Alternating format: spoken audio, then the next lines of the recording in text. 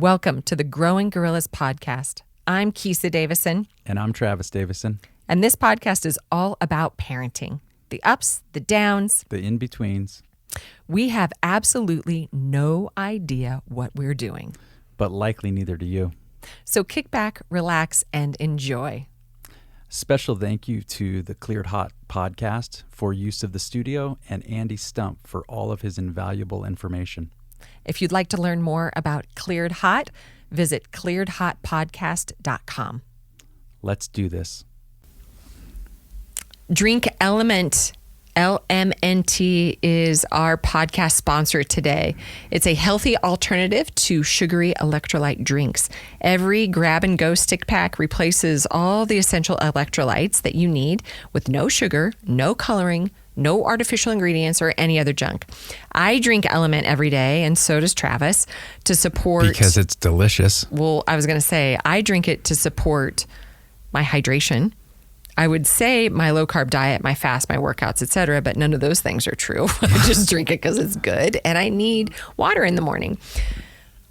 My favorite flavor is definitely the orange one, and the green one, and the pink one. Yes, you're saying raspberry, orange, and lime. Correct.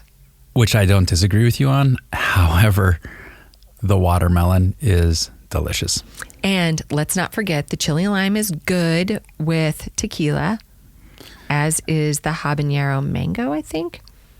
The two spicy ones are really good with tequila. Not recommended in the morning, but still good with tequila. Well, yeah, and it's kind of like, I guess, counterbalances. Totally. It's a math equation. It works out somehow. I don't think Rob Wolf necessarily is going to stand behind that. I know, but he's not here, so... That's true. I'm the official on the subject. But listen, here's the cool part. As a member of our Growing Gorillas community, LMNT has a very, very, very cool offer for you. You can let them know that you are interested in trying out a sample pack. All you have to do is cover the cost of shipping, so you can get yours. Which is what, like $5? I don't know. I think it's like $5. Anyways. I just charge things on my credit card. I don't look at it. Cheap. So here's the URL. drinklmnt.com/growing-gorillas. Now remember, growing gorillas, you have to spell all the way out, and there's 2 G's right in the middle, so don't screw it up. drinklmnt.com/growing-gorillas. And in the words of Stella Davison, hydrate or dihydrate. I feel like Element should adopt that as their new Well, tagline. they just did. Okay. Welcome, welcome, welcome. This week, we have a really fun conversation with Alex and Anna Marie Joudy. They train with us at SBG Kalispell. And oh my goodness, Alex is amazing. Can we agree on that? He is a gentle giant, and he's a very, very nice man. Sweet can be. But let's talk for just a quick moment about Anna Marie. She is probably the strongest woman I've met. What is that supposed to mean? I'm just saying. She lifts more weights than I do. Gotcha. Okay. She's actually an excellent guide and mentor for women who are not only training and lifting heavy weights, they're both powerlifters, but also training while you're pregnant, training with a bunch of kids at home. I think she was back to training like 4 weeks after the birth of her last child. Something ridiculous like that. Here's my favorite part. She PR'd her deadlift when she was 32 weeks pregnant with her 5th child. Yeah. Okay, so there's 3 parts to that. You PR a deadlift. That's one part. You're 32 weeks pregnant. Second part. Third part, 5th child. Yeah, she's got you beat by 1. It's true. So I think you'll really enjoy this conversation with Alex and Anna Marie. Alex has a lot of cool things that he's done too. Yeah. Well, the other thing too is Phoebe's in my Micro Monkeys class. So shout out to Phoebe. I still haven't met her yet, but I'm looking forward to it. So sit back, relax, and enjoy.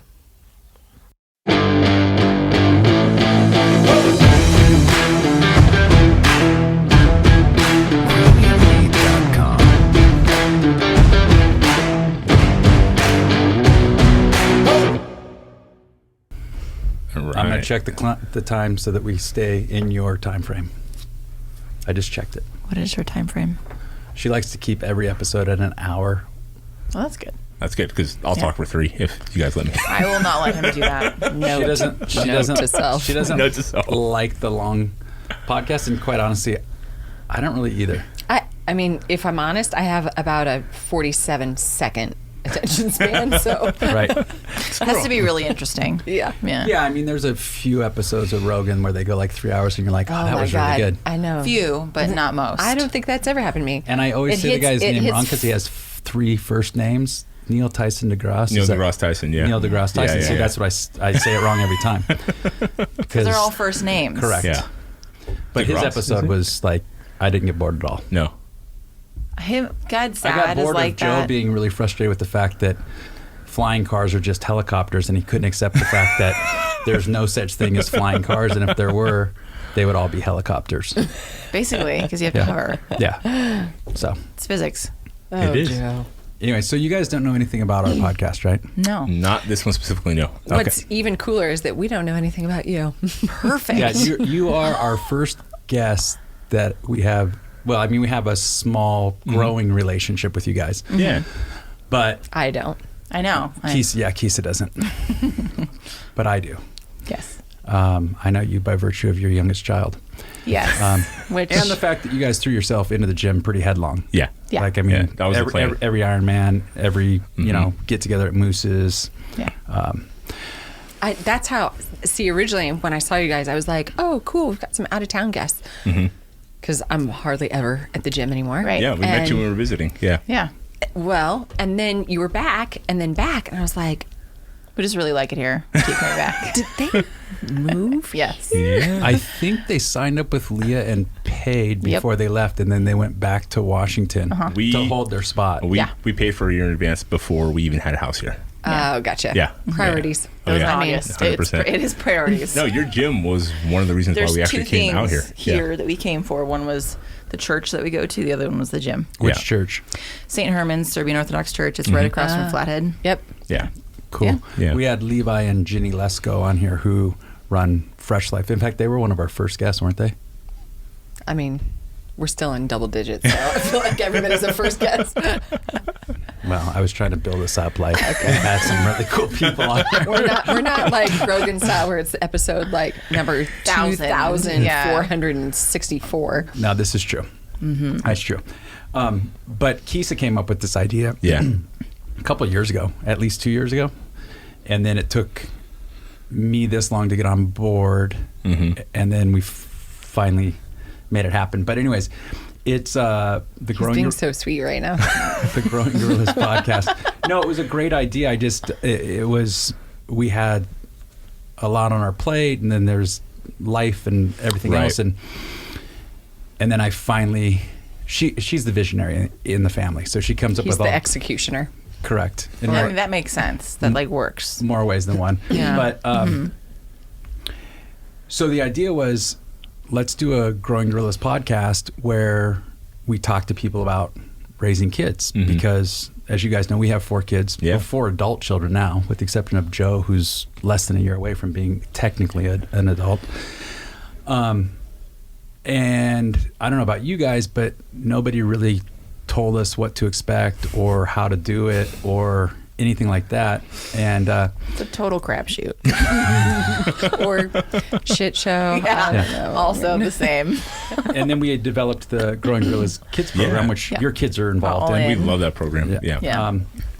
Well, Keith and I developed that together like 13 years ago when we moved to Montana, because the gym I trained at didn't even have a kids program. So there wasn't even a kids program, let alone a shitty one like most gyms. Right. Yeah. Yeah. And you're the one who cusses on the podcast. I was shocked. I don't usually cuss in public. I only ever cuss in public.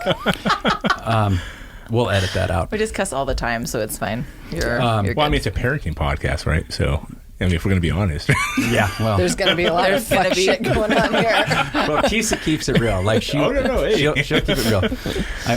I think she kept it clean when my 88-year-old Nana was on here. But other than that, It's good.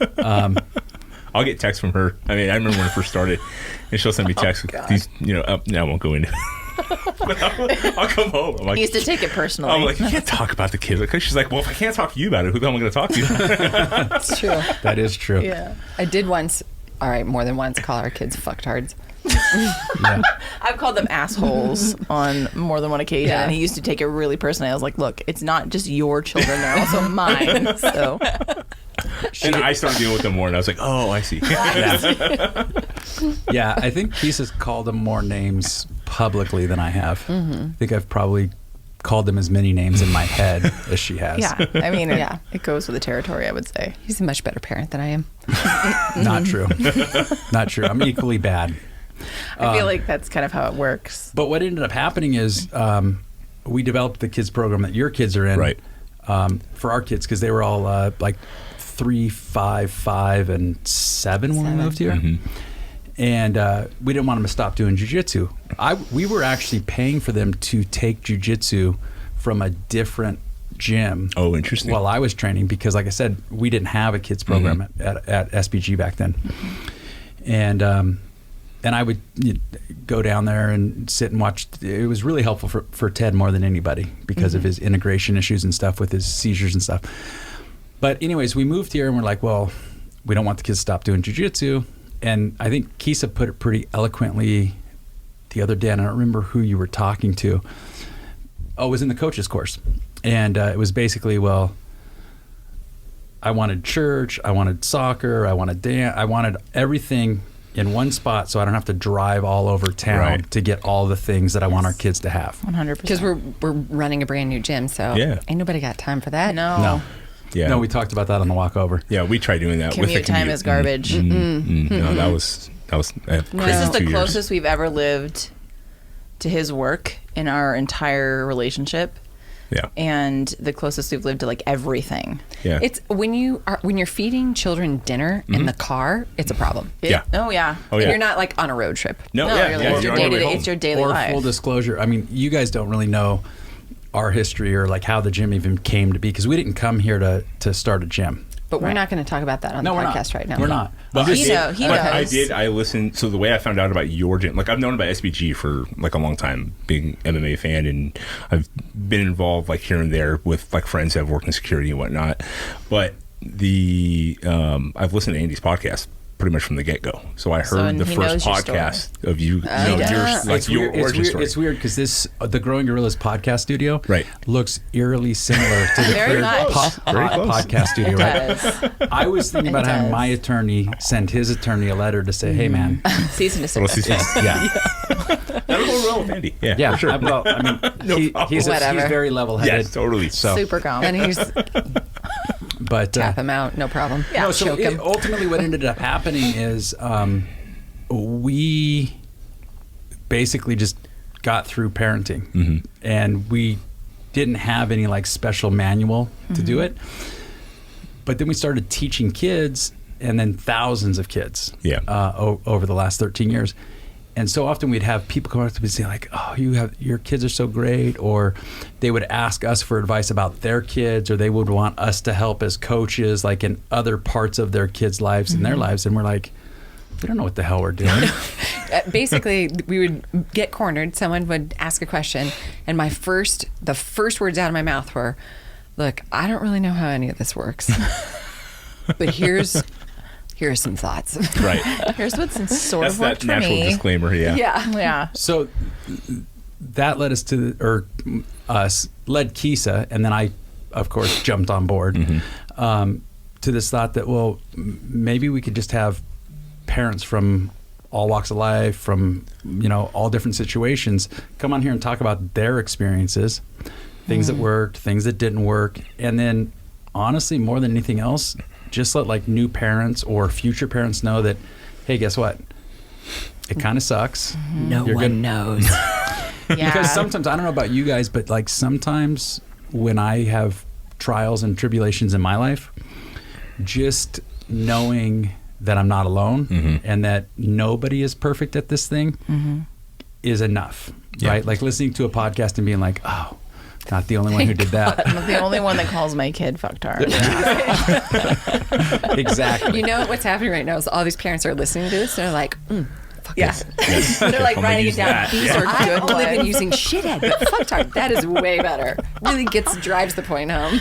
Well, we can Yeah. do an episode on names you can call your kids, but this won't Meanwhile, be it. our therapists are going to listen to this and be like, Talk about later what not Right now, to do. everyone knows we have therapists now. who doesn't? Who doesn't? Yeah, We that's- don't hear, so We don't, Right. Yeah. We, recommendations. Well, you know what's funny is like podcasting for me, listening to podcasts, like really specific ones over the last 4 or 5 years, were in essence a form of therapy for myself, because I used to commute from Tacoma to Seattle every day, and that was like an hour and a half drive sometimes. So I would get a whole episode of like Yeah, that Rogan. traffic sucks, by the It way. does bad. very bad. Yeah, So bad. Or before that, when we were in California, because we lived in Santa Cruz. That's you know, even worse. yeah, and I had There's like one way to get to San Jose, and Yeah. everybody drives 800 miles an hour, and it's Right. a very Or windy this road. two-lane so mountain everybody, road. like, Right. Do you there's know the way to accidents. San Jose? oh yeah, Yes. born and raised in San Jose. And He then, was yep, born. yep. And These I was are all born. California jokes that are going over And my head. I'm from. I grew up down there. Yeah. So you know, yeah. I'm from Santa Cruz, where the boardwalk is. So everyone's like, "Oh, Right. the boardwalk." Yeah. Where Andy's from. Yep. I know. And Yes, John I know. Frankel. Mm-hmm. Oh, I didn't know John was from there too. And Joe Arriaga. I'm from Dodge City, Kansas.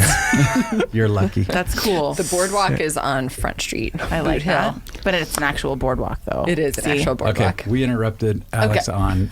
Oh no. Podcasting is therapy. Right. Well, I agree. Because you can find these podcasts that, especially the ones that like you find. Well, first of all, like the one thing I love about podcasts is the long format conversation, because you actually feel like parents that are going to tune in and listen to your episodes of your show are going to feel like they're sitting here, part of the Hanging conversation. out with us, yeah, yeah. hanging out. You know what I mean? And that was one of the big things that turned me on to podcasts, and listening to Rogan's podcast, and then getting into like Jocko's and Andy's and all the different ones I listen to. You get to meet all these, in essence, meet all these people in all like walks of life and they share their stories and their experiences, and yeah, like you were saying, you're like, oh, like even somebody like you who's this like highly successful, whatever, actor, Navy SEAL, like ultra marathon runner, like has self-doubt, self-destructive behavior, like a screwed up parenting, like all the things that I had of all that, but the screwed up parenting.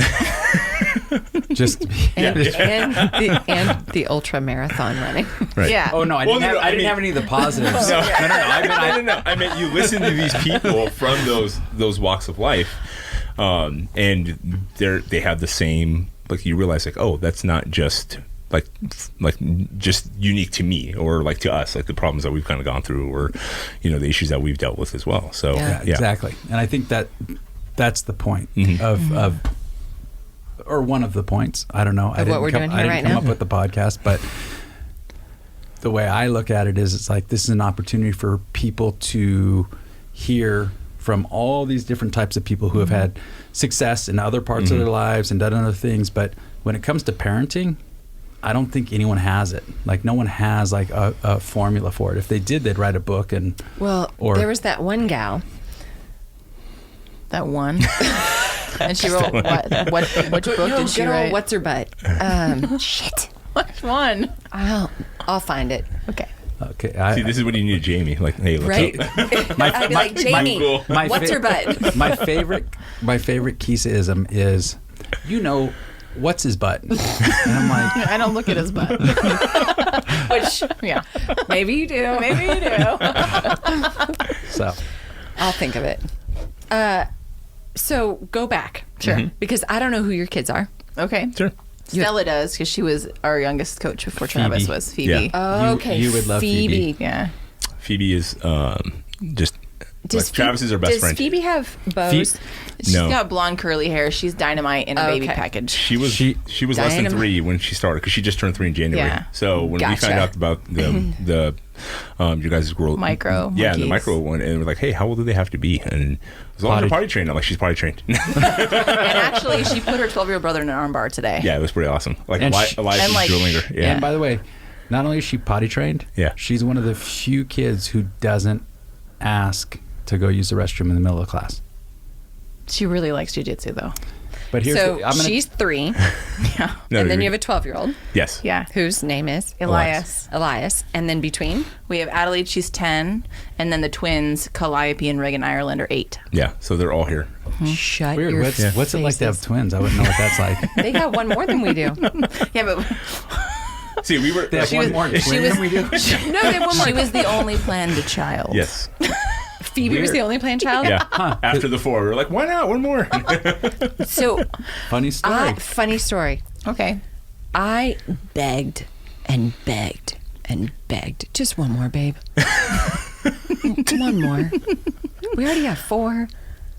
Just make it an even hand. It's like a basketball team. Well, Why not have one more?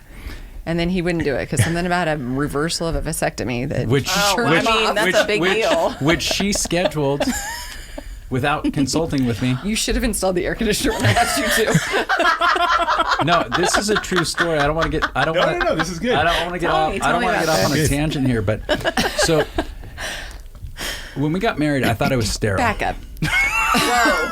It's true. He did think he was sterile because he was married before. Okay. And I don't know, maybe they never had sex, but they never had any kids. No, yeah. And then. You were my first. Right. He did say he was a late bloomer today in class. That was a fun class, huh? It was like a virgin came on in the middle of class. It was a great class. It was good. And it was followed up by I just can't get enough. It was like the perfect combo. It was so good. And we were giggling as we were like rolling. It was great. It's like John's class. Long story short, he thought he was sterile. After we got married, I was like, okay, let's just see what happens, because if planning is left up to me, nothing will ever happen, because Right. nothing will ever be perfect enough for something to happen. Right. So we threw caution to the wind, and a week later I was pregnant. Perfect. Or maybe not within sterile. 30 days. Not Right. sterile. And that was For sure. Ted. And then 3.5 years later, we had 4 kids. Yeah, 4 Yeah. under 4, I believe, is what Correct. you Yeah. said. 4 in Yeah. diapers. Four in And diapers. only one of the twins was planned. Yeah. We just don't know which one. Yeah. But I didn't then- even think I Don't wanted. tell them that. I didn't think that I wanted kids. I didn't know that I wanted kids until I had a kid. Mm-hmm. And then Keith said, "Let's have one more." And I was like, "Well, yeah, I'm from a family of 4, so I'm like, yeah, totally. We should at least have one more." And then we had Then you got twins. boom, And twins. we had twins, and then no offense, Joe. Ted was also unplanned, and so was one of the twins. There's no Yeah. offense to Only Joe. one of your children was planned, just like us, so it's Right. fine. It's It's fine. fine. And then she got pregnant again, and I was kind of a dick back then. It happens. And I may or may not have hung up on you when you were insisting that I put an AC in. I was 9 fucking months pregnant. Oh, yeah. I had 3 other kids in diapers. It was 104 degrees. No. It was sweltering. Where were you guys at that time? And Vancouver, in Washington. Vancouver, Washington, which it Right, right. never Never gets gets that that hot. hot. Yeah. But it was so hot, and it was July. Yeah. And I was pregnant. Yeah. Did I mention that I couldn't even? I was so So pregnant. so pregnant, and She we was- just moved into this house, and all we had to do was drop this condenser Truth in. be That was told, it. I have a thing for pregnant women, and so Well, I don't think that's you seen my exactly. pregnant Have you seen a tattoo?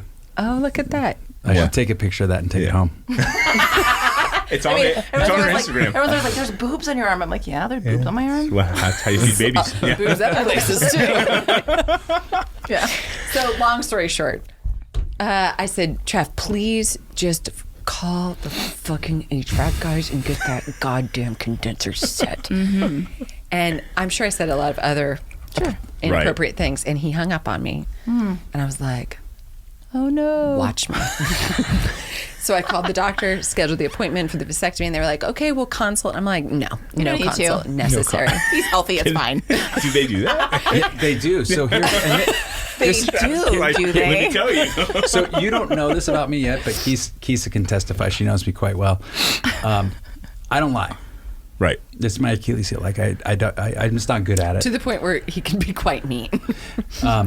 And so I feel like we're the same and you guys are the same. See, I'm the live in the clouds. Like, no, we'll figure it out. And they're just like, I'm like, no. caution to the wind. And she's like, no, dude, like step. You know what I mean? And like brutally honest. Like, Yeah. doesn't even know how to lie to save her life. I mean, Now- I do. I just don't like to. No. And then I choose not to. I'm the like, well, not now, but like before it was gray area, you know. Everything Let's was just paint a pretty everything was picture. a gray area. Don't worry Yeah. about it. Yeah. Yeah. well, so she drove me to the clinic in Portland, Oregon, and it's like in the middle of the day, and it's a rare sunny day in Portland. Yeah. Right. I'm now 1 week away from having a baby. Yeah. And I get in there. I mean, that's the perfect time. and I'm filling out this stuff that you fill July out 3rd, when you're at 2003. a doctor. Did you know why you were there? I did He's on the filling way. out the- On the way. It was like the vet. They just tricked you. You showed up. I thought we were going to vet stream. Like, what's going on here? No, so I get there, and we were young, right? Like, I mean, we 29. We had 4 kids before we were 30, Right. and You would have been 28. It was right before your 29th birthday. Yeah, I was 28. And so the doctor comes in and he starts to talk to me about like, are you sure you want to do this? Blah, blah, blah. And then he looks at my paperwork and he's like, oh, you already have 4 kids. Okay. Like he was like done talking He's like, about oh yeah, I've done this before. this is the done deal. And it was weird because it was like, it was just like a regular room. Like it's not a, you don't go into surgery. outpatient. Yeah. So you It's don't go like into surgery. local. So it's like it's a regular room. But it was a nice room. I walked you into the room at least. It was nice, but You didn't it had all. It had You walked him in, so you made sure he went. That's what, Exactly. so it had like all these like windows and stuff like overlooking people like could- downtown Portland and stuff. Okay. No, it was up high. Like I Okay, wasn't worried like, about that. people can see. ground floor level. And, Admission charge. So in full disclosure, so here are the 2 things that were uncomfortable about it. Right. The first one was I didn't get the Valium because apparently she's like, hey, did you take your Valium? And I was like, I didn't get any Valium. She's like, well, they would have given it to you at the consultation. That I was you like, never had. Who needs a consult?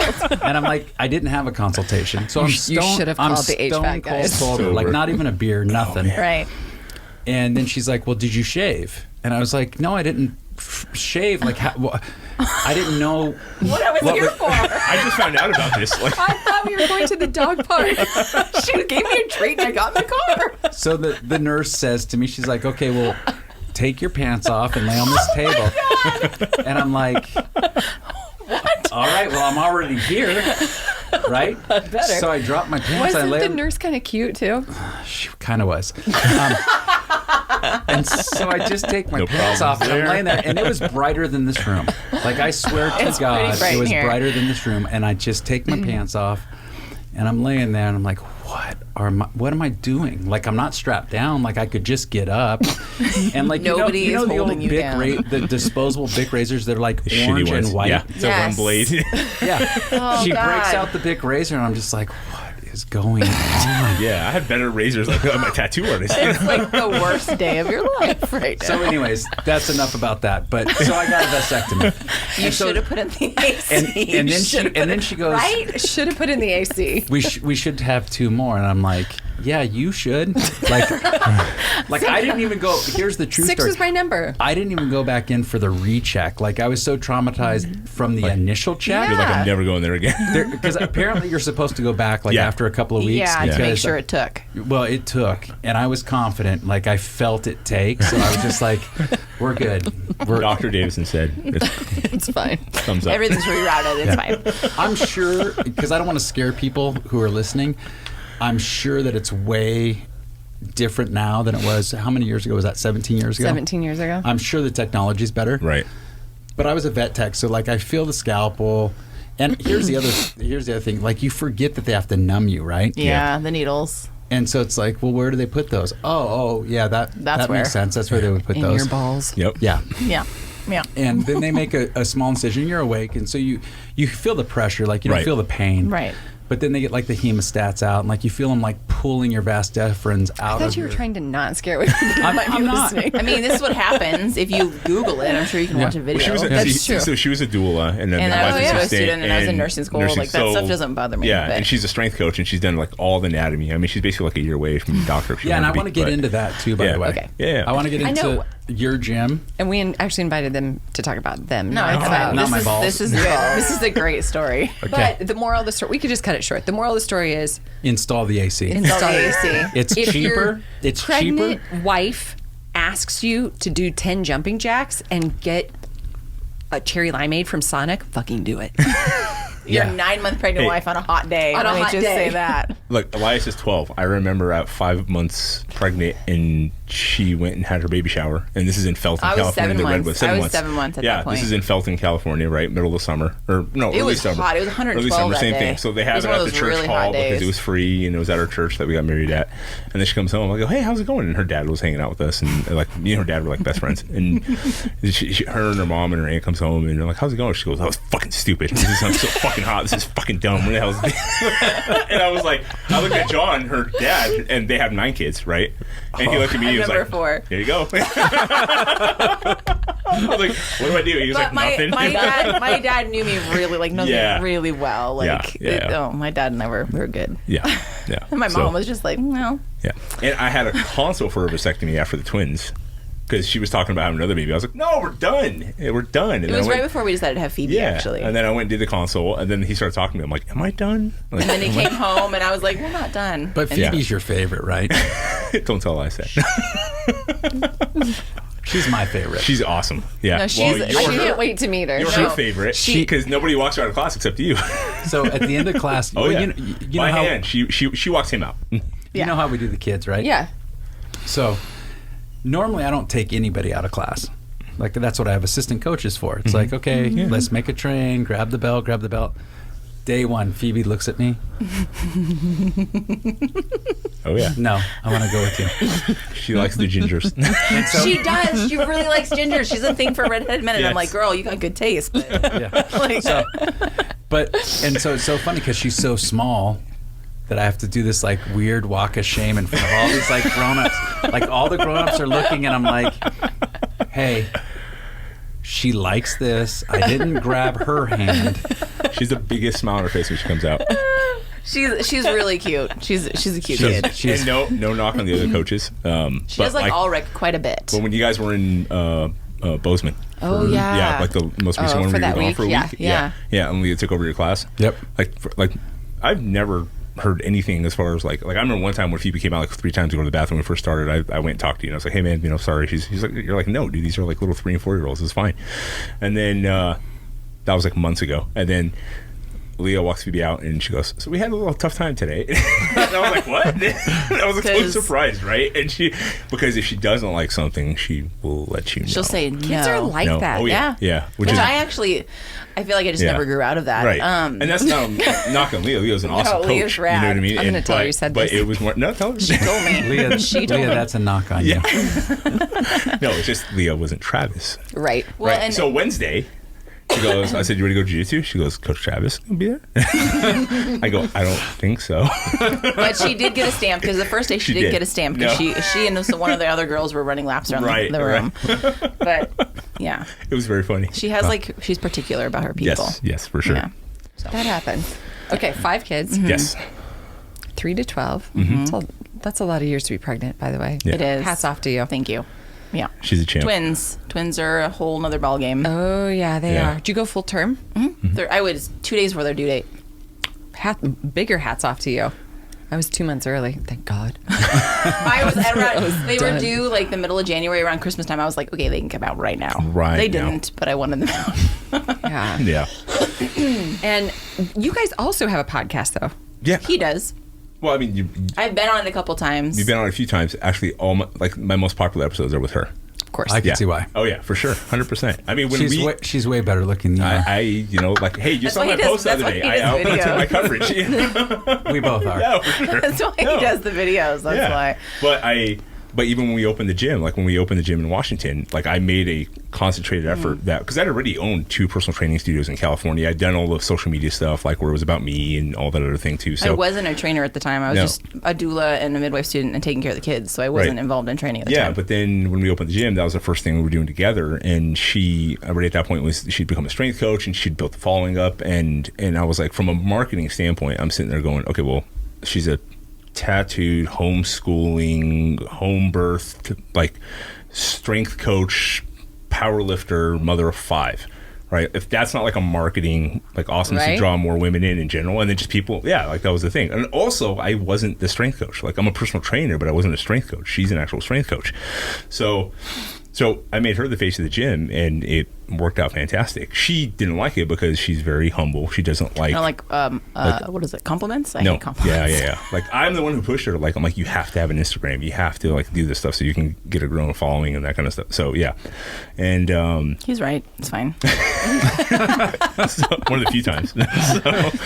But yeah, so with the gym in Washington, that was, and I would even get guys that would come up to me and go, hey, how come you're not the strength coach? Like, you mean how come a woman is a strength coach for the gym? And I was like, because she's a strength coach. And then from the marketing side of it, I was like putting and then they asked, well, how come I don't see you on Facebook and Instagram, that kind of stuff too? And I would tell them like, oh, look, there's another 6'1", 260-pound tattooed guy opening a gym. Like, because that's so unique, right? It's like, no, that's unique. I'm like, you're a unicorn, so yeah. Moving See, on. now she's red and she's like, stop talking. Moving on. Next topic. So when did you become a strength coach then? So it's been about five years. I've been lifting like barbell lifting for 7. So I started CrossFitting after the twins were born because the gym was so boring. And I'd been doing the same thing for probably 10 years at that point. And then one of the ladies in the gym never did the CrossFit WOD, but she was back squatting like 300 pounds and she weighed like 150 pounds. And I was like, what are you doing? Let's be friends. So she ended up teaching a class for free, which was 7 years ago, this last January. Right. And I loved it and started doing it myself, thinking I'd make me better at CrossFit. And then I just got hooked and I've just not stopped. And then I became a coach and I love it because it's great because I think everybody needs to be strong. So it's great. I love it. Yeah. I agree. Yeah. Yes, absolutely. Yeah. Like what gets worse because you're strong? Like I Nothing. don't know any. Yeah, exactly. Nothing. Right. Yeah. Nothing. Nothing. And then, and you know this, like, you know, being a mom and having kids, right?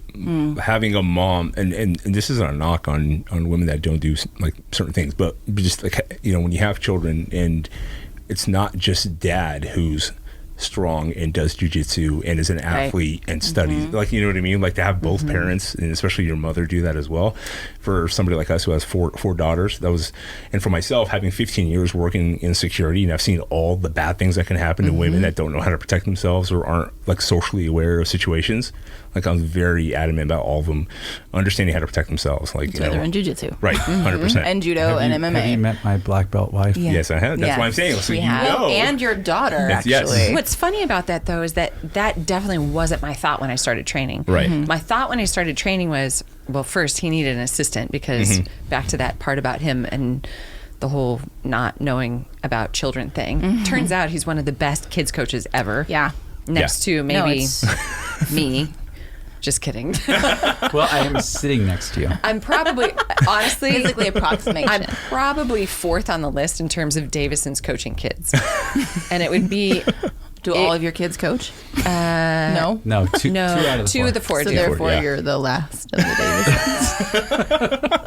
That's not. I mean, you guys are all fantastic. So that's Yes. still saying quite a I bit. may or may not have told a child today that she... Don't worry, nobody's listening. Say it out loud. And you'll edit it out later. I said, Bailey, listen, I know your foot hurts, but you got a Band-Aid on it, and you need to suck it up, Buttercup. Get back in line. Yes. Oh, that's nothing wrong That's, with that. that's I real. can one up you from today Yeah. in Micro Monkeys That- with 3 and 4 year olds. Okay. Tell me. And this girl is so sweet. Sienna. Do you know Sienna? What did you say to You her? know Sienna? Yeah. Yeah. Very sweet. And actually listens quite well. And the teenage assistant coaches looked at me like, she started to talk to me and she's pointing at like this little like cut on her finger and It's she's probably stopping me dry. and I'm trying to teach her like sticky monkey backpack. She's like, yeah, but Coach Travis. And I said, I don't think you're going to die from that. Would you please put your seatbelt on? Meanwhile, she has never even pondered the concept of I death. can die from this. She's like, what? I just thought I was going to lose a finger. Right. And right now, she's at home telling her mom that Right. Coach Travis said, I'm going to die from my splinter. You know, And coming and her out mom is probably like high-fiving her dad Yes. saying, Yeah. aren't you glad that Coach Travis is her Yes. coach? Yes. Because No. somebody has to tell these kids they're not going to die from No, like 100%. right. a I know. paper cut. It's No. so true. That's a constant like battle in our house. Right. Ah, I'm like, are you bleeding? Are you Yes. dying? If you're not, stop we're screaming. Then you're fine. Yeah. You're fine. So I think you're Yeah. okay. Yeah. Yeah. So back to my original story. I started training jiu-jitsu because Travis needed an assistant. Sure. And then I kept training because I wanted to know what it was like to be in my kid's skin. Like, Yeah. what are they going through? And especially when Stella went through such a hard time with anxiety and competition anxiety, I was like, okay, I can only do a better job if I understand what she's experiencing. Right. And then, so I just kept training. It wasn't until I actually got my brown belt, literally till I got my brown Wow. belt, that I remember Which was how long? I mean, you've been training for how long?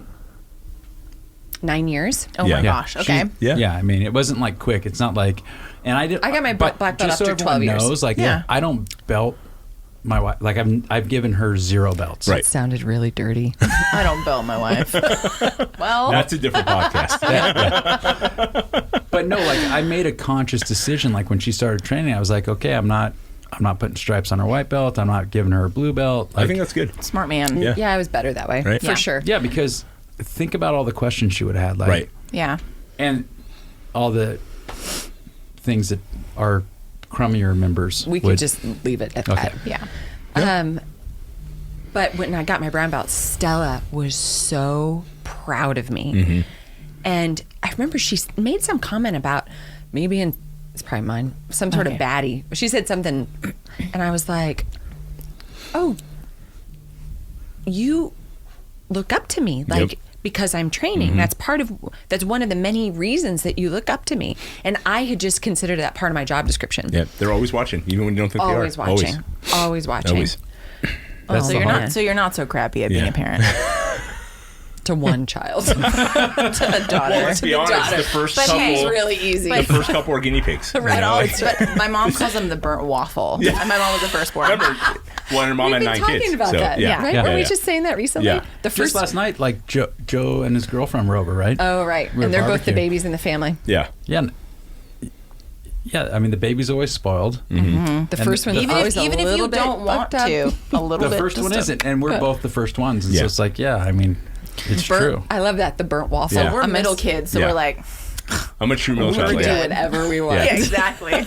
Yeah, I was. Not get away with it, but we can do it. Well, no, it was. I was like, both my parents immigrated here from the Middle East, so their mentality was, we're like, men are above women. So he married me. Yeah. So, no, I didn't agree with that. I used to fight with them all the No, time. you I used to didn't. You actually, didn't. I have an older sister, and I would always, like, I remember being a teenager, I'd fight with my dad. I'm like, why are you, like, there are times I get in trouble. He's like, what's wrong with you? I'm like, you let me do this. I'm like 14. Like, what are you doing? Like, I remember arguing with my dad about this. Like, I'm like, Tell him your dad's sex talk. huh?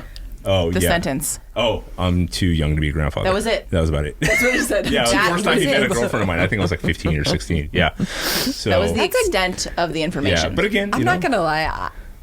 I kind of like that. In fact, I'm going to go have it with my kids right now. Too young to be a grandma. They're like, Mom, we already know about all this. Oh yeah, no, and she's one of 9 from a mixed family, and Blended family, yeah. blended family, and her biological dad died when she was when he was 29. She was 6 months old, and it was her and her older sister, and then her mom got remarried to John, who had 2 kids from a previous marriage. So 2 and But 2 they're is like 4. the 3 oldest are within 11 months of each Yeah, other. exactly. So my sisters are 3 weeks okay. apart. My brother was Yeah. 11 months older than them, and then I Right. was 3 years younger than all of them. And So they're then- really close in age. And then they had 5 more after the 4. So- And my dad had a vasectomy, and it didn't. and they still take. had one. And it didn't take. Did he Nope. go back in for his checkup? Yeah. He was so mad at my mom. So did he have it done again? No, No. like Oh, thank they just God. like Thank he God. just was pissed when she told him she was pregnant. You know what? I When feel bad it's- for your youngest. She's like, hey, you weren't like, we tried not to have you. No, she's also the cutest, so No, she she's got awesome. all She's the awesome. good genes. Well, yeah, obviously because she had to like survive Yeah, like the best she was like You fought hard. survivor of the like fittest. she swam through the knot. Yeah, she jumped over the bridge. She, I mean, she was a Marine, so This is gonna be called the vasectomy episode. It might as well be. ways why you don't need one. Yeah. I don't know.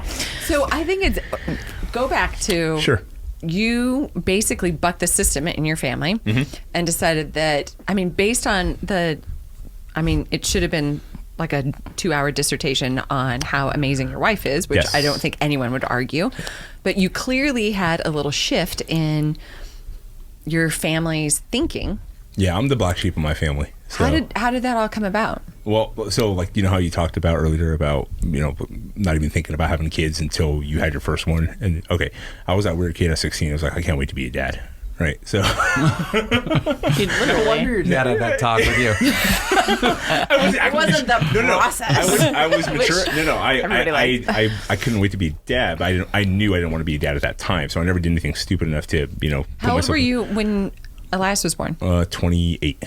Right? Yeah, 28. That's pretty mature. Yeah, I was 28. We got married when I was 24 and you were 27. Yeah, we met at church camp. So I was the sports That's director. so cute. I know. Everyone always, it's like, She was my the lifeguard. gosh. She was the lifeguard, and I was the sports director. And I was a junior high girls camp yeah, it was counselor just too. after she turned 21. I was almost 23 at the time. This is back in 2003. And I had just gotten out of a 2-year relationship with another Arab girl who my parents thought I was going to marry. And But he wasn't a doctor, so so that wasn't going to work for her. good enough. Yeah, that was enough. That wasn't good enough. Which is fine. So then, I'm like okay with that. any typical 23-year-old who gets out of a 2-year relationship, I'm just going to go, I don't care. I'm just going to go date anybody. I was dating 2 different girls when I met her. And I think it was day 3. Don't give me this side eye. I knew that was coming. I see there's a story there. Wait, don't talk. I feel like I want I've to hear read what an happened. article What? about this. I want to So- hear what happened on day 3. So if anybody, like, you've had kids go to camp, right? Yeah. Okay, yeah. So like a 5-day camp or 7-day camp. So, if you meet It's somebody, accelerated right? at If you camp. meet somebody, like if you're dating, You got to jam it all in. right? Yeah. If you're dating I mean, someone, no you, offense, So to speak. So to speak. but if you're dating somebody, if Figuratively. you get 5 dates in, that's probably like over a month and a half period, right? So maybe you go out once a week or something like that. Okay, so we're spending time together during the day, and then at night when all the kids go to bed, all the counselors hang out, right? So we spent a ton of time together, like in this like 6-day period. So literally by like day end of camp, we'd already kissed, and I drove her. He back. kissed me the last night of camp, which was a risky maneuver because the priest at camp was known as, what was it? Father Darth Maul or whatever. Because he would like just always like stalking the woods, sneaking around, and I was like, we're gonna get in Catching people. trouble. Yeah, yeah, It was yeah. right outside of the girls' cabin too. right. But he did kiss me at camp. Yeah, and then so I knew, I was like, okay, and it was like I knew that wasn't the same feeling I had with the 2 girls I was just kind of seeing at the time. So Were they also camp counselors? No, No, that would not have No, fun at I all. was hoping No. for some drama. no, older paralegal, because my ex-girlfriend was younger than me, and then I was like, no, I'm gonna go get a mature woman, at 23 years old. Mature woman, so I 25. dated 2 29-year-old paralegals. Yeah, So mature. so mature. I was younger.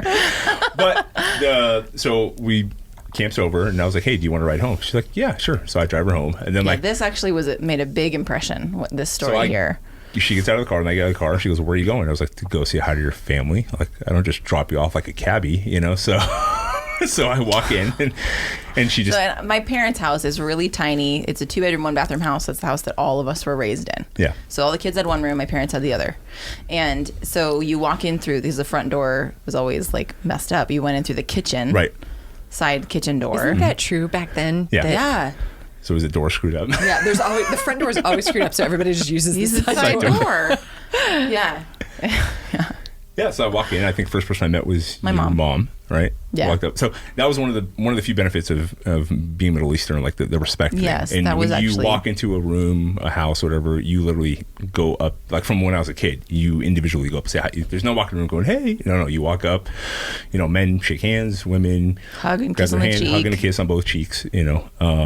And so I mean, it wasn't something like I thought about like a show off. Like that's what I did my whole life. So I walked in, said hi to her mom, gave her a hug, gave her a kiss on both cheeks. Walk in, then shake her brother and sister's hands, and I go in to meet her dad, and then Which was a huge deal because the 2 boys that I brought home at that point were like losers. Like, like sit in the corner. They're like intimidated by human beings. Like, I don't know what I was thinking, but they were my friends. I don't know. But like, so he walks into the living room to shake my dad's hand, and my mom looks at me and she goes, "He's a man."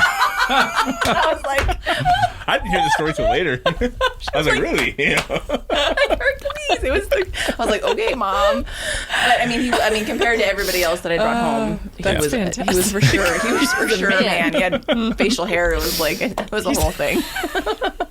I have no control of that. Like being Arab, You had a beard since you were 12. I grew up beard in like a day. Yeah, That's a great story. yeah. Yeah. So that's how we met, and yeah. Yeah, and then it was perfect after that for the next 20 No, years. it wasn't. So she was asking No. how you like bucked the family kind of rules. Right. Well, it wasn't really a rule. It was more of just like preference. Expectations. Yeah, culture, preference. And my mom was never The like that. nicest She's person like the sweetest on the woman. planet. Yeah.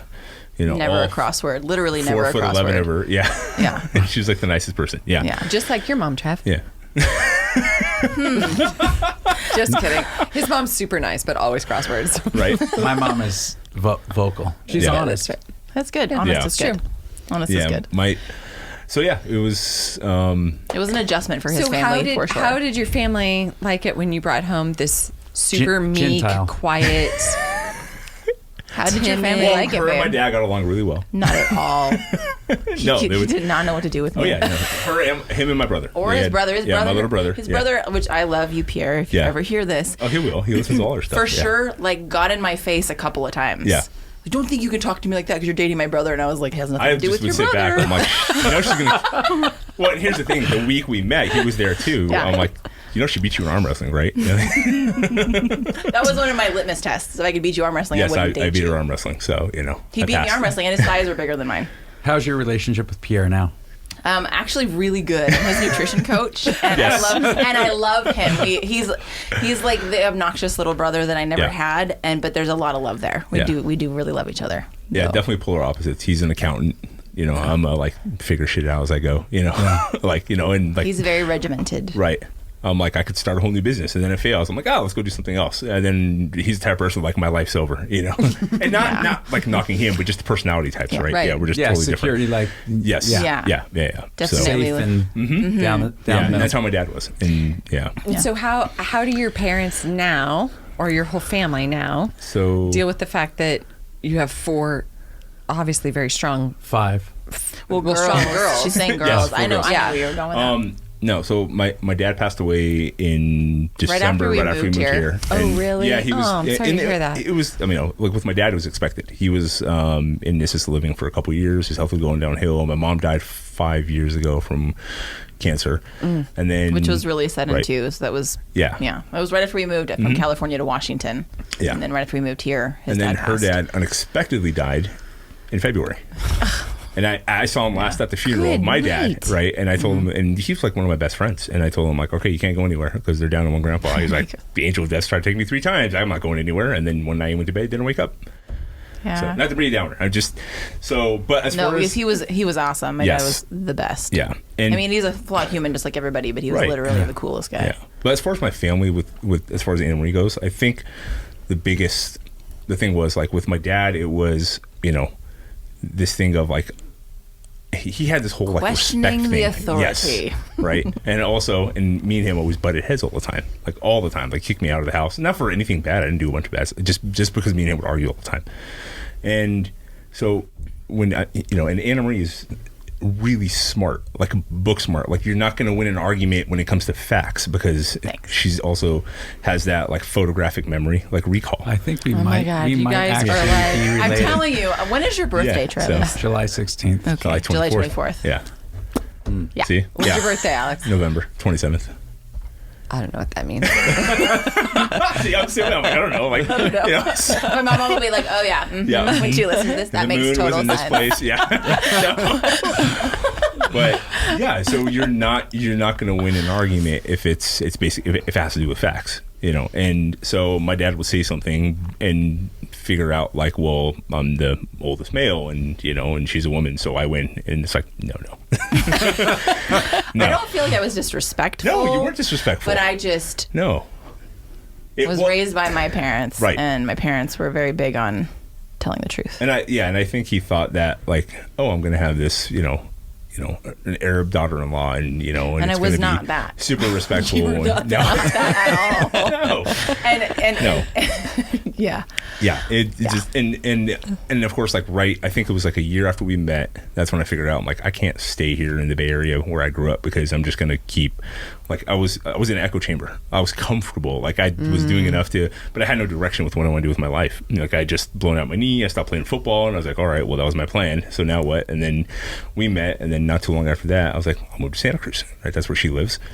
And Seems like a good idea. right, It was a good idea. I moved there. It was good. A few months after we met, right? It was like a year after we met. it a year? Yeah, we Yeah, you're dated right, for a yeah. year, long distance. Yeah, and then Not really long distance, like I 45 had minutes. no job. I was 24. I had no jobs there at all. I just took the money I had, and I got a room with a friend of mine. And my dad, the conservative planner, was like, "Well, what are you gonna do?" I was like, "Oh, I'll figure it out." So And he did. I mean, he did multiple like 3 jobs, like, He within, like, a month, bounced. He like- worked as like security. yeah, I started coaching football, Yeah. and because I was done playing football, so that was when I first got into coaching. I got that bug of coaching and training people, and Which we're still friends with some of those kids to this oh yeah, day. the kids I coached, they were like in our wedding, Yeah. Yeah. I love They're like good I people. want to like talk about like knowing when to take too much on your plate. Like now at 41 and having started 3 gyms and 5 kids and all that stuff. He's like, I want to coach. Yeah. Like a weekend. I told John, I was like, hey, I want to coach. And so Yeah, well, you missed the coach's course. On See, purpose. This is I On purpose. No, Like Penny. because Emery's like, today's not May 1st. That's next week. I need help with the micro monkeys. I would do well. I'm a big kid. Yeah, he would. Yeah. They would love him Yeah, because I he's a love kids. giant. Yeah. No, but I knew like being at a spot now where I can actually stop and go like, okay, hold on. So we just moved here 6 months ago. We're just now getting in this good groove. We have a good routine and schedule wise. And I know like I'm coming here training 4 or 5 days a week. She comes here 5 days a week. You know, the kids are here. I'm here. You know, I practically live here right now. You're here Monday through Saturday. Yeah. I also I have a podcast. I'm trying to get off the ground, and then I do some consulting on the side. I'm trying to grow that business. So like I know like okay, taking on coaching right now probably not the best. Which took Yeah. all of 41 years to figure out that you do got it, have to you know, manage your time. You do have to manage your Yes, time you better. can totally talk to us because we never take on more than we can chew, right? Like, never. Like I said, just figured it out. Well, I wish we would have figured it out 5 I years don't ago. really like your negative attitude, by the way, Anna Marie. We need him as a coach. You should be like, yes. Which I will he'd be coach. I fantastic. will. He will. I will. He'll be a fantastic Yeah, coach. we You just I need want his offer to. it time. every 6 months, so it's And- not like and one that and was the done. thing. The I'm gonna reality do is the next once you know you're a coach, Yeah. like you take a hiatus, but you're always a coach, and Yep. you always find a spot to plug in and Yeah. and Yeah, because do it, that. it fulfills things that nothing else can. Right. No, I mean, I it's trained true. hundreds of clients for 15 years in Silicon Valley, and then in Washington, and I loved it. I got kind of burned out on the one-on-one training for a while, and then that style, and then I took a break, and then I went and did some like operations management for a while and learned some stuff there. And then when COVID happened and everything shut down, I got laid off, and I was already planning to go back and start working for myself again. So I started the podcast 4 months prior because that was like my Outlet for creative corporate America bullshit. Yeah, and Gotcha. Yeah, and then as soon as we got laid off, I told her like it was about a month before everything shut down, and I texted her. I said, "Hey, I got laid off. Don't freak out. We'll figure it out." Came home, And we at that point, like it had been so long that I was like, I trusted him. Like he'll figure it out. Yeah. Like if it had been the beginning of our marriage, I would have been like freaking out. But I was like, no, we got this. Also, I was working too, right. so it She wasn't had stressful. her online As business and stressful. clients because when we left the gym in 2017, the first thing we did is we built out our garage gym to be like, okay, we're never gonna have to rely on anybody else to work out if anything happens. I mean, and sure enough, COVID happens, and we have this decked out like our Everyone keeps garage. talking about this COVID thing. I must have slept through it. No, Like, we did too. 'cause I mean, we did great, and we we did busted really our ass well. through it. Yeah. So Because we were small business. I mean, Yeah. and online coaching. Yes. I mean, online that's- coaching. Yeah, plus that was Right. the all the gyms were closed. My gym never broke any of the rules Our garage at any gym is point like- because it was under 10 people at all times. Well, in our garage gym is So- like your setup you have at SBG. It's like About we that have, size. We have like at that time we had three racks. We had all the bumper plates, all the kilo plates, the bars, everything else too, totally decked out. So an assault bike, Truth- apparently, all that truth stuff. be told, that's for the Davisons. Which is smart That's smart. because no, it's that's what it's you gotta good. do. Yeah, I do. Every month when we have our financial meetings and we talk about kind of the different, the different revenue sources and Right. which revenue sources Like how to making optimize money. your space and that. Yeah. Never once does the fact that the strength and conditioning program lose money every month. Never once I'm does just that like, enter I'm into. spending 10 grand on. We need some new equipment, and Sean's like, "Your fitness program, like, you don't have a fitness program." I'm like, I do now. yes. he benefits too. But I But just told you true. this morning, your legs look so strong, and you said to me, And I've They seen your are. nice. I've seen the comments of the nice butt on Yeah. his Instagram post, and I'm like, that's right. Hey. Just making True. sure everybody knows. Hey, squat booties are the real thing. For an old man who started lifting late in life, I'm Yeah. not doing bad. no, it's true. No, but we Very true. Lifting works wonders. it does. And- no, go ahead. Go ahead. No, you go ahead. I was gonna say just that year of when everything shut down, we like doubled down, and then we focused on making sure like the kids weren't. So we were like family wise, like we weren't really affected from We like homeschool our we homeschooled kids. from day one. Have you so- always homeschooled? Yeah, Okay. from day one. They've always been homeschooled, so that wasn't really an issue. And then I know how to like hustle and work and figure out how to and I have like these various skills. So when everything shut down and we saw like all the gyms were shut down, then all the equipment started selling out. People started hitting us up like, "Are you gonna sell your equipment?" I was like, "Hell no!" No. And then I was like, "Wait a minute." Like I saw a YouTube video on how to build squat racks out of wood. So I looked wood. it up.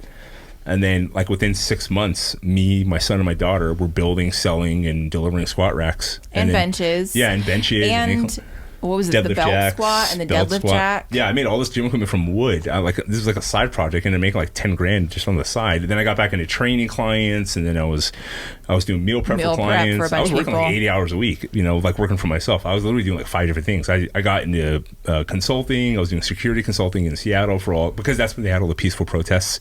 So I was doing a lot of peaceful security consulting in Seattle for all the dispensaries because they were getting robbed left and right. So I was every day we were just like working so hard to make it work. And then about halfway through, we realized, and they talked about shutting down again for the third time in Washington, and we were like in different parts of the house. It was the third shutdown. So I do to say this though.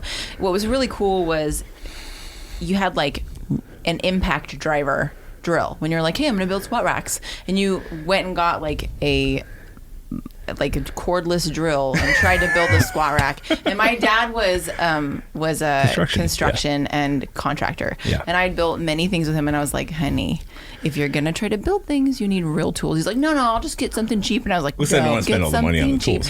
So I ended up convincing him to get good equipment, and he did. But the cool thing was that our 12-year-old and our 10-year-old, who were 11 and 9 at the time, learned how to build them and earned money. They earned money. Yeah, they would use the drill press to drill the holes for the squat racks. So he would mark them off, and then they would drill them. Yeah, and then my son would go with me to deliver. Yeah, he would go with me to deliver them, and then so there was great lessons there, which was like with my parents never talked to us about like money or hardships. Everything was fine all the time, right? No stress at all whatsoever.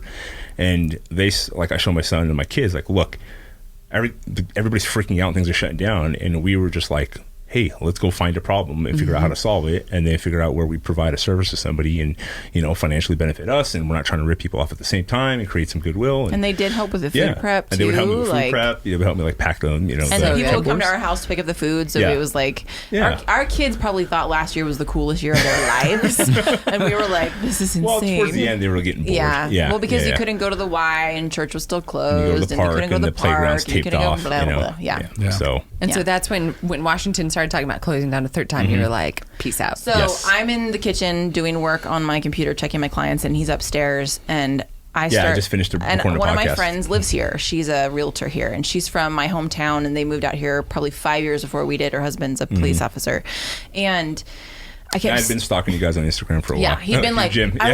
Greg Anderson had come out here for the podcast, and we followed him because he was like the one cop who like called out all the BS on Instagram. And so he was like, hey, there's this gym out in Montana that I want to go check out sometime. And I was like, okay, cool. And that was like, it didn't like register. And then I'm looking at my friend's Instagram, and I'm like, I want to go live there. I'd always had this thing about Montana. And so I'm looking it up, and I get a text from him. He's like, hey, do you want to go to Montana? And I was like, what is happening right now? And I was like, yes. So that was the middle of May last year. Montana was shut down to tourism and like Airbnbs until the 1st of June. So we booked the first Airbnb we could find, which was like that first weekend in June. Yeah. Which was also the weekend that they had like protests and stuff here, which was very small in comparison. But protest. Yeah, so there was like five. You mean the high school kids? Yeah, they busted the high school kids. And then the dude with his Hawaiian shirt, Teva sandals, American flag, and AK on the sidewalk across the street from them. I was like, yes, this place is awesome. But it's just an opportunity for people to show off their armory. It really was. No. But we were here for probably 36 hours. Yeah. It's an 8-hour drive.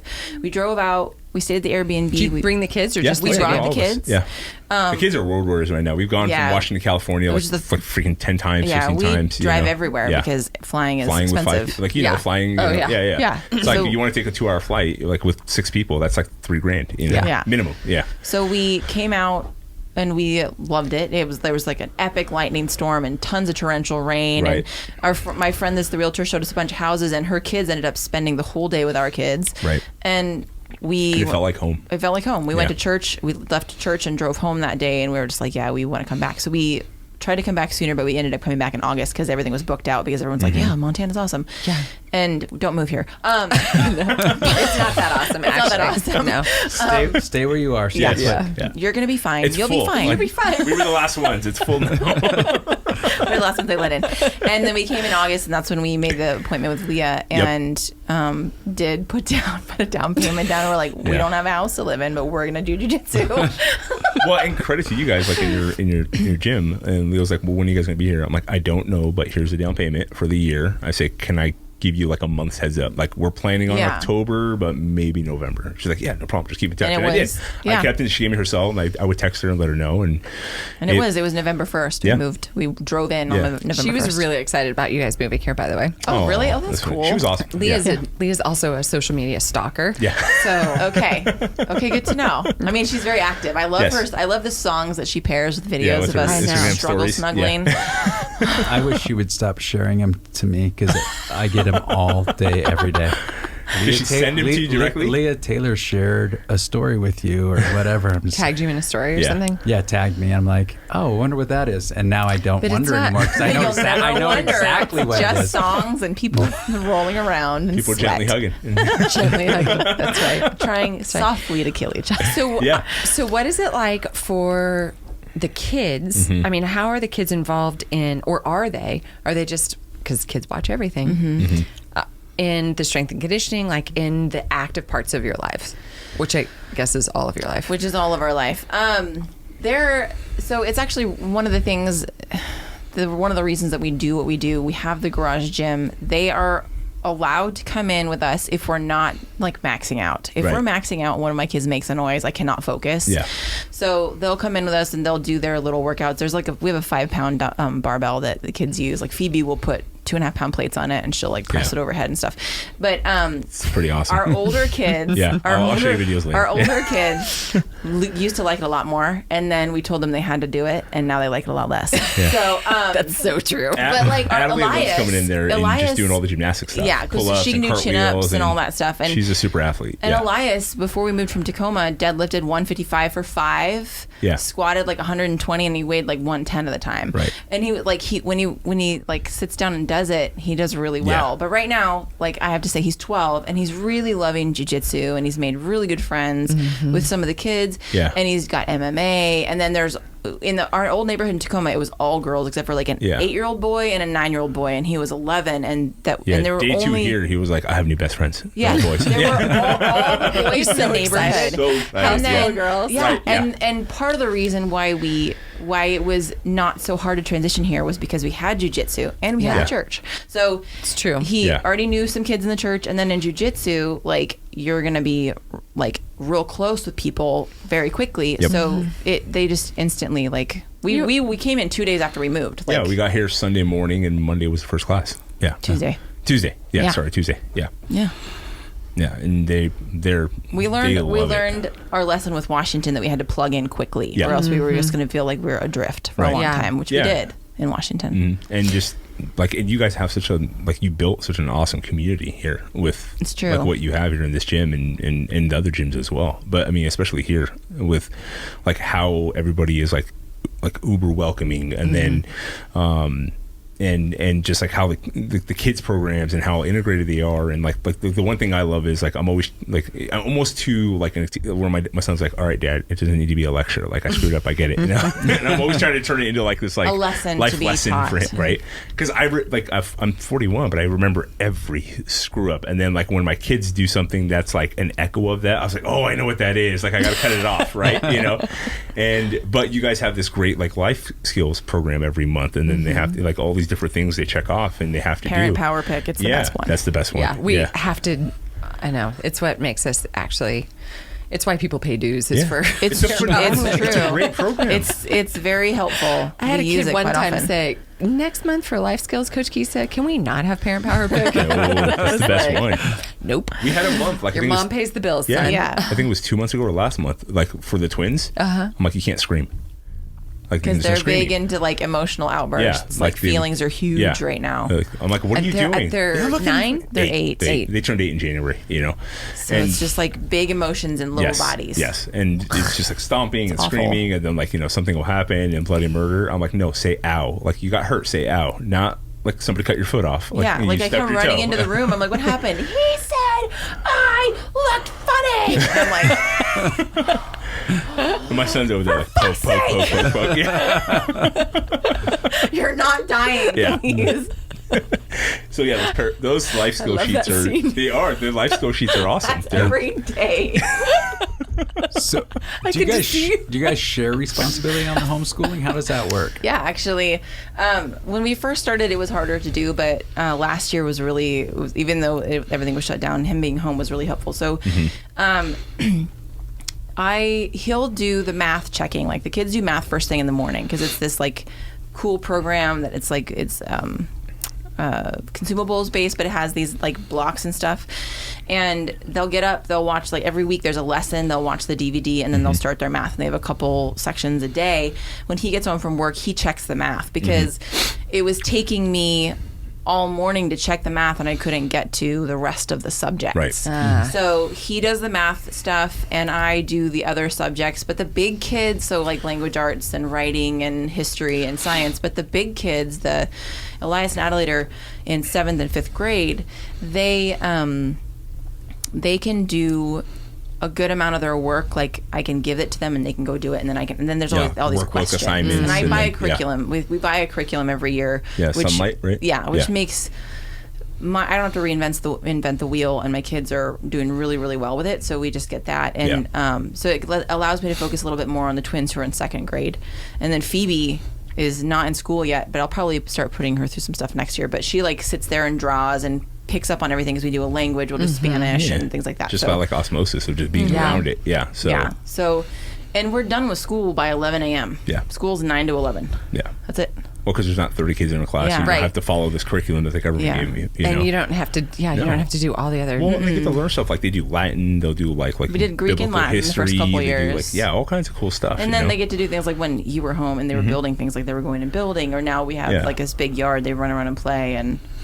Yeah. So what's the day look like for your school 9 to 11? Yeah. So get up at 6:45. The kids, I'll wake up all the kids that aren't awake yet. The 2 big kids, their alarms go off. Yeah. And, I'll go in and wake the twins up, and Phoebe will wake up, and then.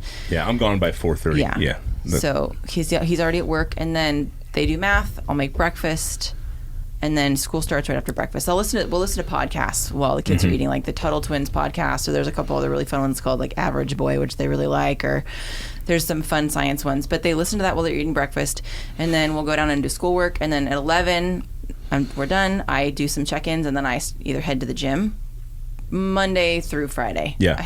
I get home about 10:30, 11. Yeah. And then I shower, change, and then me and her head to SBG together. Yeah. Yeah. So we get our 4 or 5 days a week, and then we're back by, and then and now lately with the weather better, and then like now we're really comfortable with my son, hanging with the kids. That's the nice thing, like you were saying earlier. Yeah. Everything is like we live like 7 minutes from here. Yeah. So everything is close. Everything's close by, and now we're actually taking these like afternoon dates, which is really cool. We get coffee at Coulter's. We'll go walk through and get coffee, and then like like we were talking about earlier, like how you were telling us earlier the story about you guys going, and then like, well, I don't want to go home. Let's stay another night. Like we'll finish with coffee, and then I was like, this happened yesterday. I'm like, should we go home? And she's like, I don't want to go home. They're there. They're there. So like we'll go to Target, or we'll go to Old Navy. Just wander around. Oh, we went home. We drove home, and then we put on our shoes and went for a walk. Yeah. We walked in the house. They were all playing in the yard, and then they're like, "What are you guys doing?" We're like, "We'll be back. We're going for a walk." We just like walked through our neighborhood. It's such a feeling of freedom when you're like, oh wait, they don't actually need us right there, hovering over them, yelling at them, and being irritated by them. Because that's what happens for the first like 10 years. Yeah. You know what my son said? He goes, "I love babysitting." I go, "Why?" He goes, "Because it's so quiet." Yeah. And I'm like, bro, I was like, what? I want quiet all the time. I'm like, what's your secret? Well, the majority of the time we babysit, it's like we make sure they have dinner, and then like they're either going to sit down and watch a movie or get ready to go to bed, and then they do a good job. So it's quiet time anyway. Quiet. Yeah. And then he gets to hang out. Like my son, if you give him a chance, he would live the life of leisure. He would just relax and read, and kick his feet up on the couch. Yeah, exactly. He's always like, it's good to relax. I'm like, you don't do shit. I'm like, you're what was really funny was one like the first couple of weeks that he babysat, it was like 2 days in. Yeah. He goes, it's funny. Mom, it's so exhausting. It's so hard taking care of so many kids. And I was like, okay, 4 hours over 2 days. He wants to be a coach. He'll be a good coach. Yeah, he's awesome. Gung ho in in Adelaide's the same thing. We actually have to use jiu-jitsu as like, hey, if you don't get your shit together, you're not going. You're not going. And I've kept Adelaide home a couple times. We've done that a couple times because it's the one thing that they really, really love. Yeah. We try to make it like awesome. we try to make it like appropriate, like the punishment fit the crime. Yeah, sometimes, for sure. but there's a whole lot of punching going on. So I'm like, you don't get to go to MMA because you punch your sister in the face. Like, yeah. Like today, I actually had I got home and then she was like, talk to him. And then she I'm leaving. Yeah. I came to Nogi. She was coming to Nogi, right? And like I was actually going to try to come, and that just didn't work. So I got home and I sat them all down on the couch, and I gave them this like it wasn't just like lay into them. It was like listen, like if I didn't trust you guys wouldn't be able to stay home, right? I said, here's the thing. And I gave him some, like, especially for my son, like that being the oldest and being a boy, I'm like, this like whole woke culture, like, you know, men and women are the same and blah blah blah. I was like, dude, I said, not true. I said, I gave him actually a really like slap in the face, like talk. I said, you want to coach, right? He goes, yeah, I do. I said, okay, so let's say you're 13 years old and you're coaching, you're helping Coach Travis, you know, coach like one of the kids programs. He goes, yeah. And like one of the 10-year-old girls comes up and like punches you in the face. He goes, yeah. I'm like, can you hit her back? I go, what do you think's gonna happen?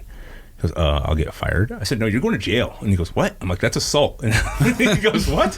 I go, yeah, one of the parents could press charges. Like I was giving him like worst case scenario, right? Like you have to understand, you can't just say like my feelings were hurt, so I hit him. You know, like it doesn't work. You can't do that. You know, and then I turn and tell your sisters, I'm like, just because they'll beat up on Elias because he's big, right? And they know that he's not supposed to hit him back. And so they'll hit him. Yeah, and I'm like, listen, just because your feelings got hurt, don't mean you can punch somebody in the face. You know, and then.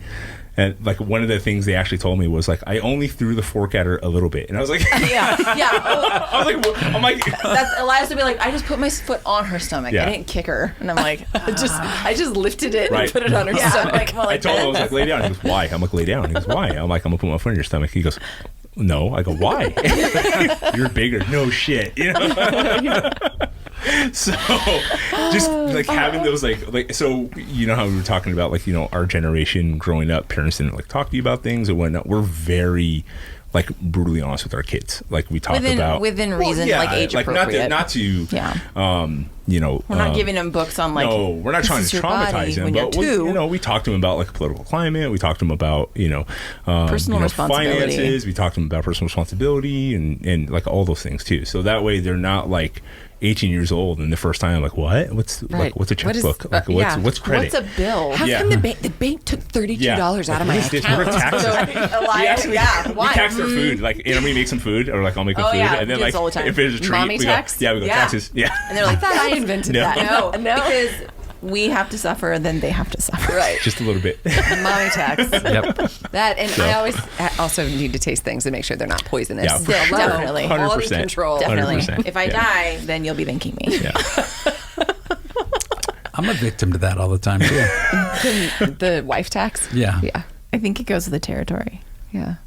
Well, see, basically, Joey doesn't what's share yours food. is mine. What's Yes. Mine is also mine. Yes. Doesn't share Correct. food. Yes. I'm like, are you hungry? She goes, no, I'm fine. And I start eating. I'm like, I just I don't want a meal. I just want to bite. I'm like, no. I just want to see what it tastes Yes. like. I'm not going to eat the whole hamburger. I just want like 2 bites.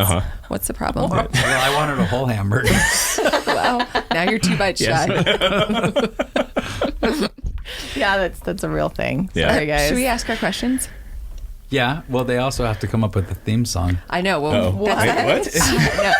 Well, she's the musician, so I'm like, this should be awesome. Don't tell anyone because this is a new requirement we have. Okay.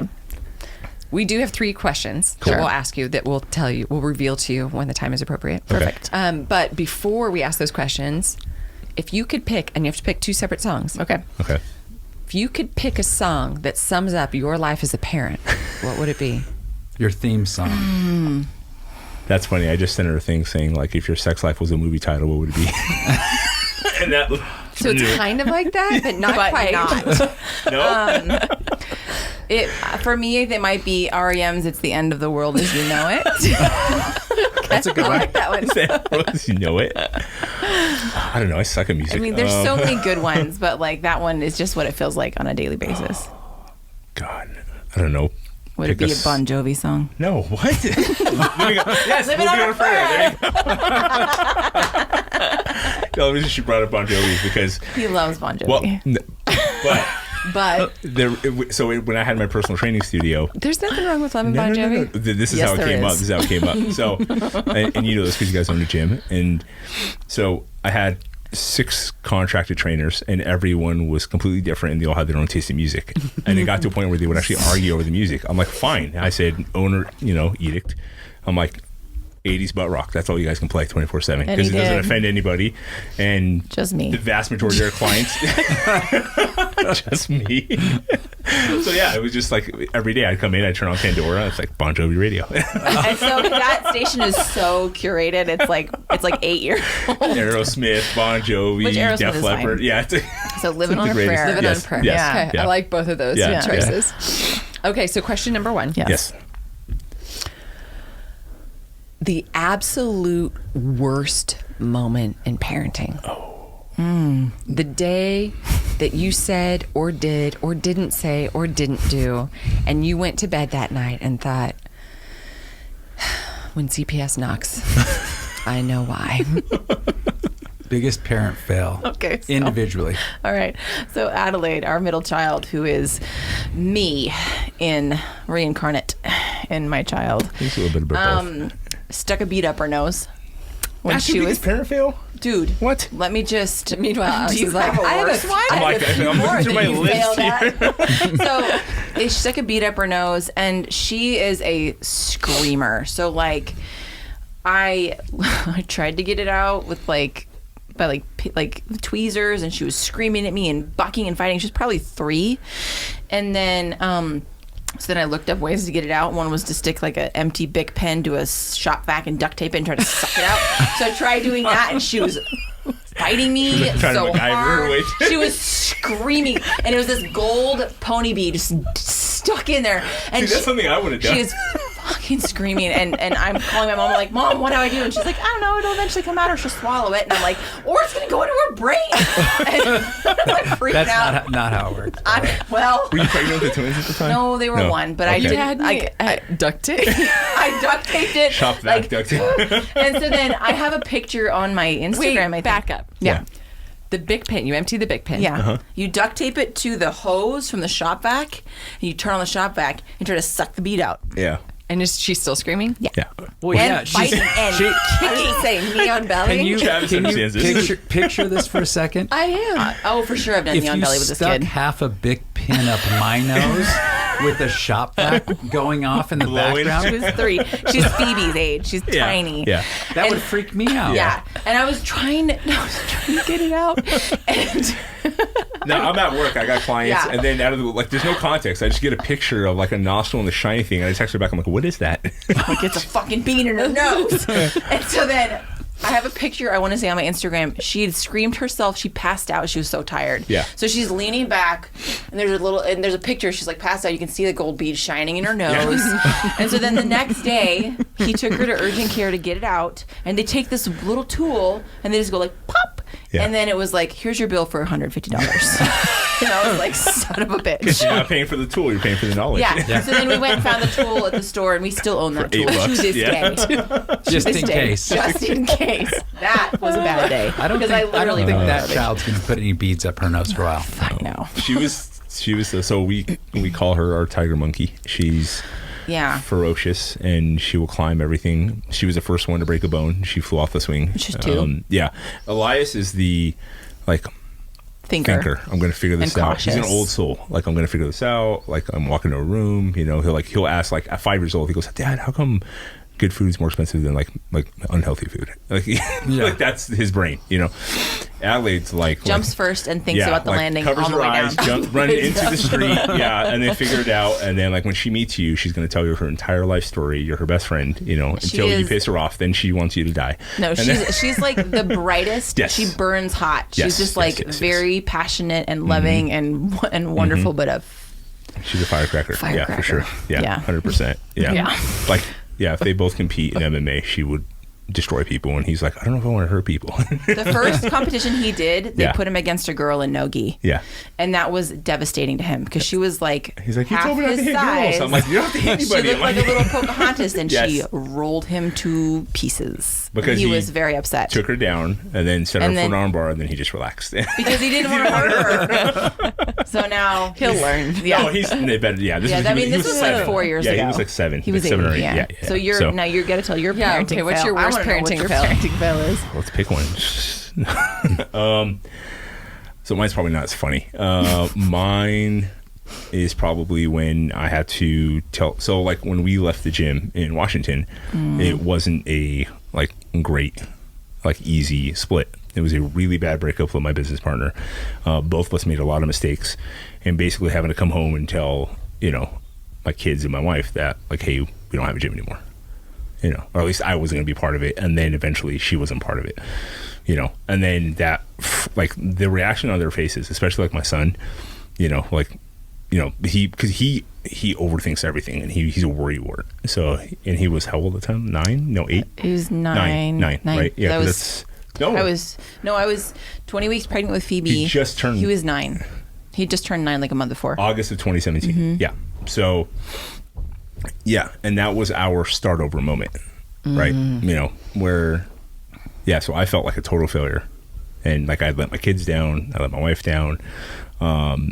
You know, and I wasn't in a mode of like what was me, and like I'm just gonna curl up in a ball and die. Like that wasn't gonna happen at all. Like, but like that's one of the first times where I felt like I utterly failed as a husband and a parent. You know, so yeah. That was a shitty day. That was a real shitty day. I was pissed. Right. Yeah. Glad that day's over. Me Yeah. too. Well, Yeah, I mean, because it led to everything else. yeah, I mean, which you learn. It's any lesson. right. Yeah.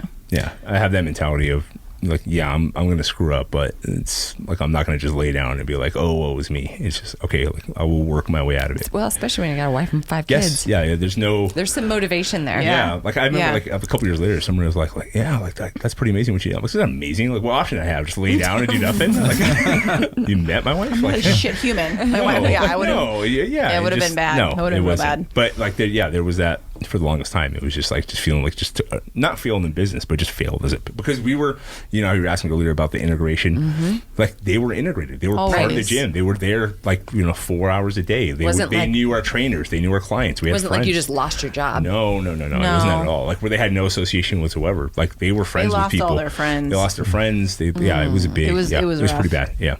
So, But we're here. yeah. That's good. So the good news is you get to follow that up with a parenting win. Oh, sweet. Like, Your first- where I don't know if I have any of those. you expect of those. What are you you talking expect about? for like some sort of trophy or You know that day when you're like, yeah, Congress to call you up and be like, pretty good at we're going to need you to parenting. accept this award. I'm really good at this parenting thing. Ooh, so this is the secret. I don't have any of those days because I feel like parenting is fucking hard. And I don't really feel like there's any day where it's been like a banner day. Like there's always something in the day where I'm like, damn it. So that's the secret. No, come on. You don't get off the hook Yeah, like that. she's- Just so you know. I honestly don't have like. You can pick a moment though. Come on. It's really fun because I'm my kid's teacher when Yeah, there's a bunch like of those. something clicks. Like when they first read their first word, because I'm the one that has taught them the sounds of the letters from the very, very beginning, and they start to read and their little faces light up because they can read, and Tell that's the a huge. persuasive argument essays. Which one? The one where you had the kids have to write essays. Oh yeah, This is awesome. so they've all had to do this so far. They have to write a persuasive essay, like either try to convince somebody to let them do something. And Elias's, I think, was to watch more TV. Adelaide's was to have Life of leisure. like a pet parrot, and I was like, no. And then Calliope and Reagan Ireland, the twins. Reagan Ireland wanted to convince more people to do art, and Calliope wanted to convince more people to. I don't know. Calliope wanted to convince more people to do art, and Reagan Ireland wanted me to get a puppy. Yeah.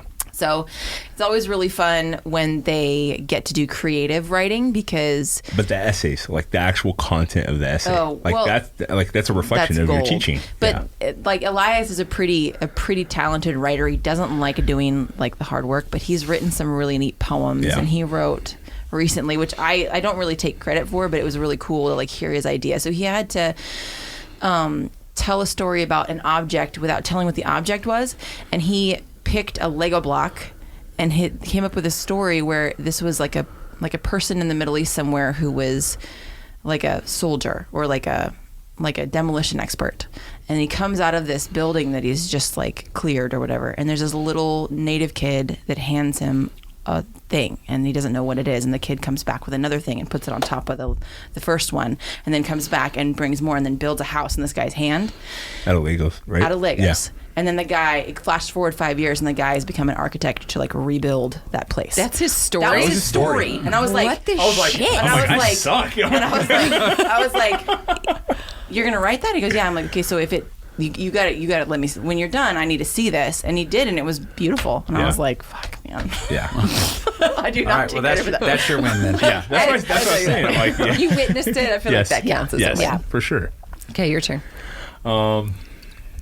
My win, I would probably say there was one of the ones that stands out is when Elias was younger, and before he even, I mean, he was. Do you remember that time they went to the park with like Meredith and like the girls? I think it was just Adelaide and then like Delilah, like our friends, kids. They were maybe he was lots of times with them. 5 or 6 years old. I was working on, like, as soon as I found out we were having a daughter, I was like, all right, dude, you're gonna be a big brother. So like I was already working on stuff with him on like this is a good story. Yeah, I knew like basic jiu-jitsu stuff from guys I worked with. You know, I worked with black belts. I worked with guys that boxed and like all kinds of stuff. So I taught him like when he was little, like, you know, I teach him how to like a break and wrist hold, or just, you know, how to just do just a simple like, you know, leg sweep, you know, things like that. Just things he would need to learn like on the playground that would just help him out, you know.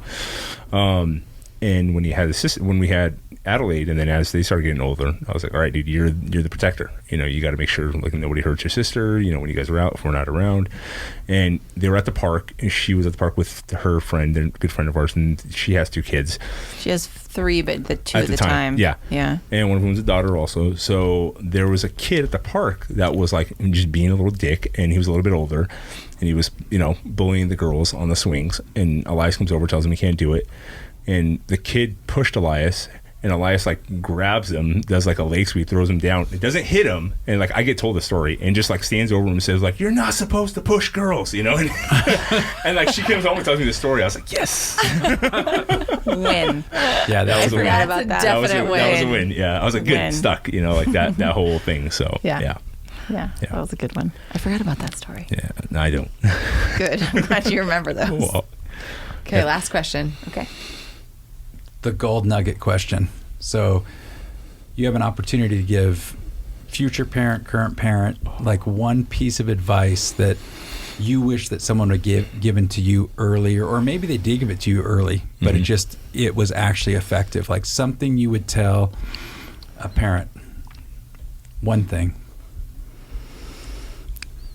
I think it's not so much like how to raise your kids, but it's, at least this is for me, it was a big piece of like advice, was have grace for yourself. Because like you asked that question of like a parenting win, I'm one of those people, I'm very hard on myself. I'm like, man, I don't, like those are hard for me to come up with because I think of what I could have done better.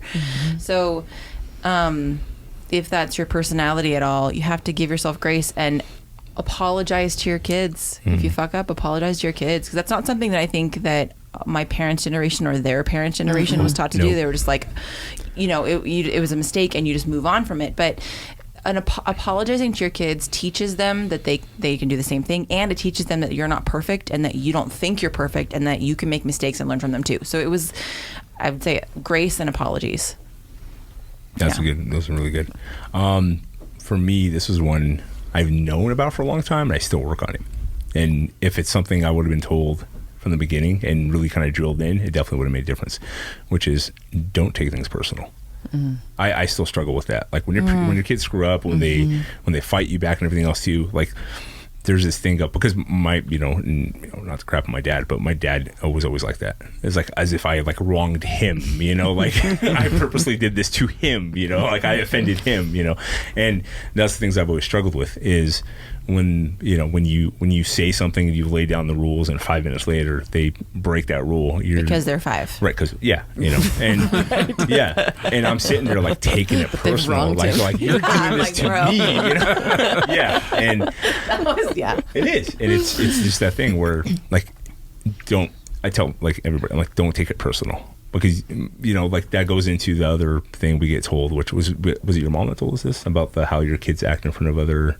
Oh no, it was a wonderful old grandma lady at the Greek church in Tacoma. Yeah. So there was this thing where like we get, you know, and this is like we get told all the time, like, you have wonderful kids, your kids are awesome, they're so well behaved, and we're like, who the hell are you talking about? How come you guys get the good ones? Right. But there was that thing she told her, which was like, you should judge your children on how they act around everybody else, not like how they act at home, right? Yeah. So there's that aspect of like, just don't take things personal. because Nice. when you do, you're sitting there like I don't know how many times I've argued, like actually argued as if like we're on the same level, same intelligence level with With like the a 5-year-old or 3-year-old. Sitting Or there the like, 8-year-olds, why are you doing this? I don't know. remember when Elias was 3 and like he hit Adelaide and she's 1. I'm like, what are you doing? He Like, said, why'd you "Why do did that? you do that?" And in my head, I answered it as it came out of my mouth, and I'm looking at him because I'm 3. Like, that's why I'm sitting there like, you idiot. Yeah. Because you had another one. Why Yes. did you have another one? Yeah, so don't take it personal. That's a good one. Yeah. If you could detach that part and just like, oh God, just save you so much headache. Yeah. That's perfect. Yeah. Well, thanks, guys. That was really fun. Yeah. It was a lot of fun. It was. Yeah. Thank you so much for having us. You what? You broke your rule. I was having a really good time. I know. Well, yeah, I think you just set a new record. Fantastic. Like I told you, I could talk. Thank you. Thank you. Thanks for joining us today. If you want more information about the Growing Gorillas Martial Arts Program for kids, please visit growinggorillas.com. And if you're interested in finding an SBG near you in the state of Montana, please visit us at sbgmontana.com. See you soon. Stay cold, Pony Boy. Peace out, Girl Scout. Catch you on the flip-flop. Get you on the flipper dipper. After a while, crocodile. I don't know anymore. See you later, alligator.